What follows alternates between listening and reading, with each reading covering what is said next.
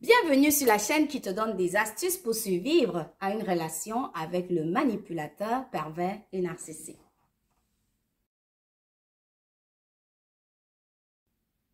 Bonjour à toi qui me regarde, appelle-moi Jay. Alors aujourd'hui, je vais te parler des 5 choses que le manipulateur redoute. C'est vrai qu'on peut croire que les manipulateurs n'ont pas de peur parce que ce sont ces personnes qui t'intimident, ces personnes qui ont tellement d'assurance, ces personnes à qui tout réussit. C'est ce qu'on peut penser. Mais derrière ces airs d'assurance, derrière ces réussites apparentes, il faut que tu saches que le manipulateur a aussi des peurs. Et tu vas bien comprendre, tu vas maintenant comprendre que ces peurs-là, c'est presque évident. Sauf que malheureusement, le manipulateur, vu que c'est une personne qui se cache beaucoup, une personne qui simule beaucoup, tu peux penser que non, le manipulateur n'a pas de peur. Alors aujourd'hui, il faut que tu connaisses qu'il y a 5 choses que le manipulateur redoute. Le manipulateur, en premier lieu, redoute la découverte.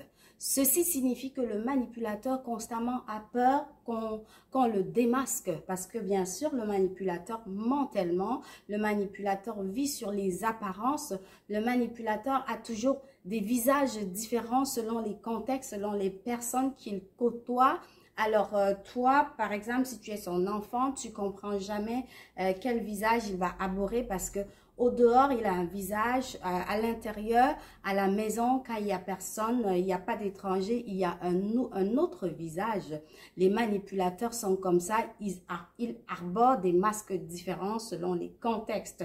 Il faut que tu saches que le manipulateur, malgré tout cela, malgré le fait qu'il a l'air de contrôler, de tout contrôler, il a peur d'être découvert. Il a peur d'être démasqué. Et ce n'est que normal parce qu'il ne vit pas dans la vérité. Et ceci nous amène à la deuxième chose dont le manipulateur a peur. La deuxième chose qui l'effraie vraiment, c'est la perte de contrôle. Le manipulateur a peur de perdre son contrôle. De perdre son contrôle sur, bien sûr, ses victimes. Parce que il faut que tu saches qu'un manipulateur voit tout le monde comme ses victimes potentielles.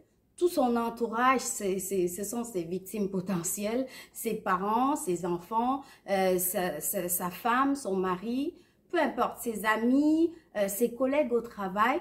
Le manipulateur fonctionne de cette façon-là. Il aime avoir le contrôle. C'est la raison pour laquelle il aime manipuler. Donc, les manipulateurs, vu que ça leur procure de l'énergie de manipuler les gens, de contrôler, ils ont tout simplement peur de perdre ce contrôle-là. Ça veut dire qu'ils ont peur que les personnes, que les victimes retrouvent leur indépendance parce que bien sûr, quand les masques tombent, on n'a pas envie de rester avec le manipulateur. Et ceci nous amène à une autre chose, c'est la confrontation.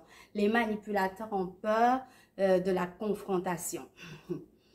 Si tu as vécu avec un manipulateur ou si tu as une idée de quoi on parle des manipulateurs pervers et narcissiques, tu vas comprendre que ce sont des personnes qui, vu qu'elles aiment contrôler, vu qu'elles ont la séance infuse, je pense que ça se dit, des personnes qui pensent qu'elles sont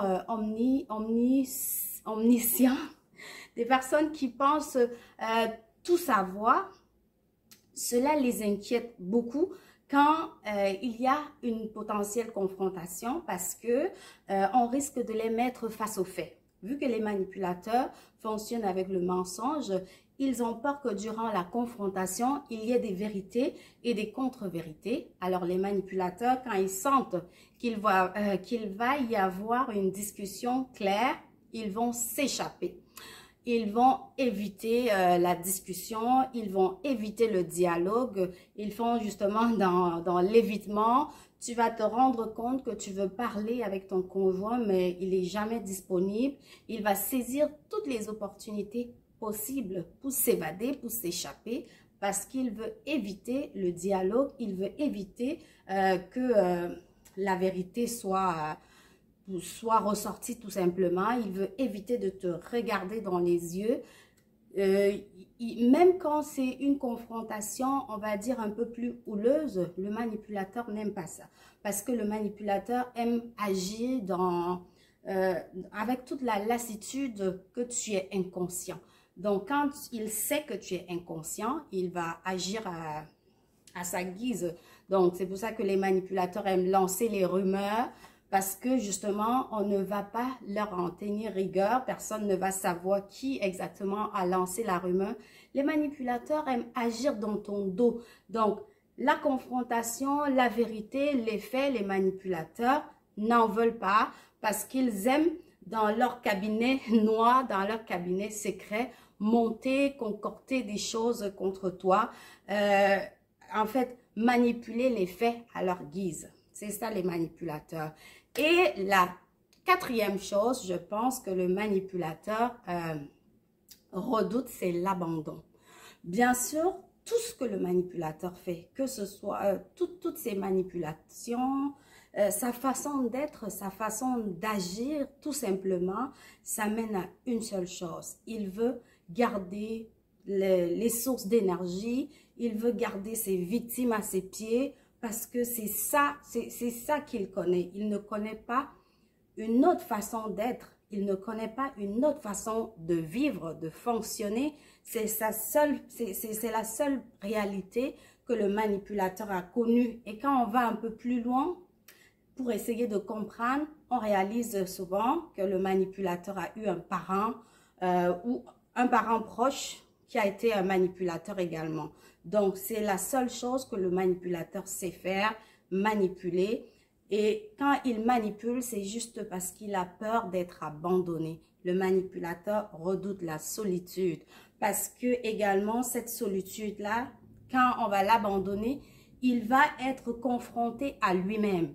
C'est comme il va retrouver le miroir, son reflet, toute la méchanceté qu'il a dû perpétrer, toute la haine, toutes les douleurs gratuites que le manipulateur a pu infliger aux personnes.